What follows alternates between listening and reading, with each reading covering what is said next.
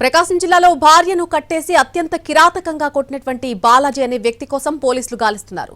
చిత్రహింసల video ఆలస్యంగా వెలుగు చూడడంతో బాధితురాలి వాంగ్మూలం తీసుకుని పోలీసులు కేసు నమోదు చేశారు. బాలాజీపై హత్యాయత్నం కింద కేసు నమోదు చేశారు తర్లుపాడు పోలీసులు. బాలాజీ అనే వ్యక్తికి సహకరించిన అతని అక్క రమణ, మేనల్లుడు విష్ణును కూడా అదుపులోకి తీసుకుని ప్రశ్నిస్తున్నారు. బాలాజీతో పాటు ఆమె రెండో భార్య పద్మావతి కోసం గాలిస్తున్నారు. బాధిత మహిళను మార్కాపురం ప్రభుత్వ హాస్పిటల్లో చేర్చారు పోలీసులు. చికిత్సకు కోలుకున్న ఆమె శనివారం రాత్రి తన్ను ఎవరెవరు నిర్బంధించి దాడి చేశారో చెప్పుకొచ్చింది. 6 ఏళ్ల క్రితం సమీప బంధువును పద్మావతిని పెళ్లి చేసుకున్నాక హైదరాబాద్ లో నివసిస్తున్నాడు బాలాజీ. అప్పటి నుంచి మొదటి భార్య భాగ్యలక్ష్మికి దూరంగా ఉంటున్నాడు. దీంతో పిల్లలతో సహా సొంతూరు వెళ్లి ఒక బేకరీలో పనిచేస్తోంది భాగ్యలక్ష్మి. అయితే కొన్ని రోజుల క్రితం హైదరాబాద్ నుంచి సొంతూరు వెళ్లిన అతడు భాగ్యలక్ష్మిని డబ్బుల కోసం వేధించాడు. తర్లుపాటు మండలం కలుజువలపాడులో శనివారం రాత్రి తన మొదటి భార్య భాగ్యలక్ష్మిని అడ్డుకుని బైక్పై బలవంతంగా తీసుకెళ్లాడు బాలాజీ. తన సోదరి ఇంటికి తీసుకెళ్లిన తర్వాత తాళ్లతో అక్కడ కట్టేశాడు. ఆ తర్వాత కొడుతూ చిత్రహింసలు పెట్టాడు. ఆ సమయంలో బాలాజీని వారించకుండా సహకరించారు సోదరి రమణ, మేనల్లుడు విష్ణు. ఈ తతంగాన్ని మొత్తాన్ని కూడా బాలాజీ రెండో భార్య వీడియో తీసింది. ఆదివారం తెల్లవారుజామున 5 గంటల వరకు ఆమెకు నరకం చూపించారు. భాగ్యలక్ష్మిపై అనుమానం పెంచుకోవడం ఈ చిత్రహింసలకు కారణమని పోలీసులు చెబుతున్నారు.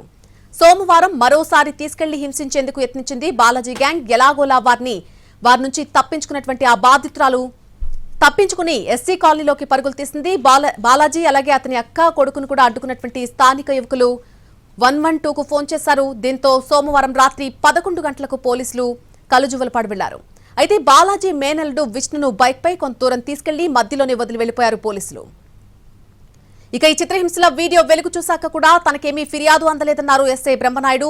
వీడియో వెలుగు చూశాక తీవ్ర చర్చనీయాంశం అవడంతో ఎస్పీ దర్శి డీఎస్పీ కూడా స్పందించారు. దీంతో తర్లుపాడు పోలీసులు కలుజువలపాడు వెళ్లారు. బాధిత మహిళను హాస్పిటల్కు తరలించారు. స్టేట్మెంట్ రికార్డ్ చేసి నిందితులపై కేసు నమోదు చేశారు.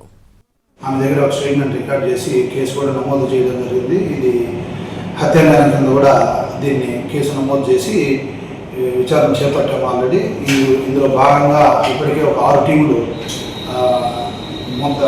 ఆమె భర్త యొక్క రెండవ భార్య వీళ్ళిద్దరి కోసం కూడా గాలింపు చర్యలు చేపట్టాము.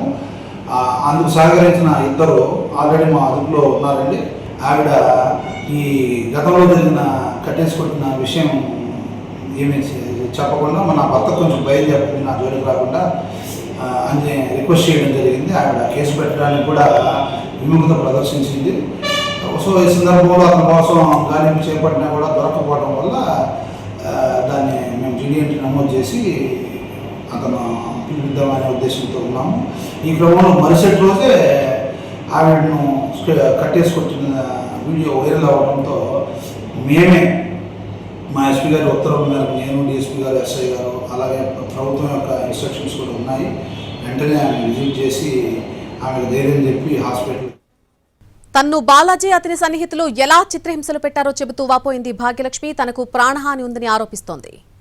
మేము అక్కడ పని చేస్తున్నాం. మా ఆయన వచ్చి ఫోన్ చేసి అడిగింది, డబ్బులు అడిగితే నాకు ఆ డబ్బులు ఇవ్వు అన్న. నేను డబ్బులు లేవంటే గొడవ పెట్టుకున్నాడు అనమాట.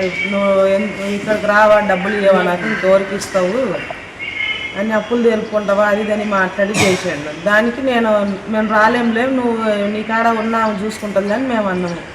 ఇంకా ఆ రోజు నైటే వచ్చేసి 4 కలిసి వచ్చి తీసుకొని పోయి కట్టేసి కొట్టిర్రు వాళ్ళు. జగనన్న కాలనీలో తీసుకుపోయారు. చివరికి గుడిసి ఉంటుంది అక్కడ. 4 తీసుకుపోయారు. వాళ్ళు కట్టేయడానికి వాళ్ళ అక్క కొడుకు, వాళ్ళ అక్క గుక్క ఉంది. వాళ్ళు ఆయనకు నన్ను పట్టుకోవడానికి వాళ్ళు సాయం చేసింది. అందరూ వాళ్ళు ఫోన్ చేసి ఎంక్వైరీ చేసుకుంటూ మాట్లాడుకుంటూ ఉన్నారు. ఇంతకుముందుకు చాలాసార్లు గొడవలు అయినాయి, కొట్టిపోయినా కానీ పట్టించుకోలేదు. మొన్న వచ్చేసి నాకు డబ్బులు ఇవ్వలేదు, ఇంక నువ్వు ఎందుకు ఉండేది, నేను చంపేస్తా, నేను ఎవరు తీసుకుపోయి చంపేసినా నీకు ఎవరు అడగరు చెయ్యరు అని మాట్లాడిండ్రు. ఆయన కాడున్న ఆడది ఉంచుకున్న ఆడది ఒక కత్తి తీసుకొచ్చి చంపేదాన్ని ఎందుకు, పిల్లలు ఉంటే పిల్లలు నాన్న తీసుకుపోయి చేయొచ్చు అని మాట్లాడింది. అది ఒక ఉండొద్దు చేయదని. ఎప్పటికైనా వాళ్ళ వల్ల నాకు పానగండమే కానీ ఉండేది ఏముండదు. మేము అక్కడ పని చేస్తున్నాం.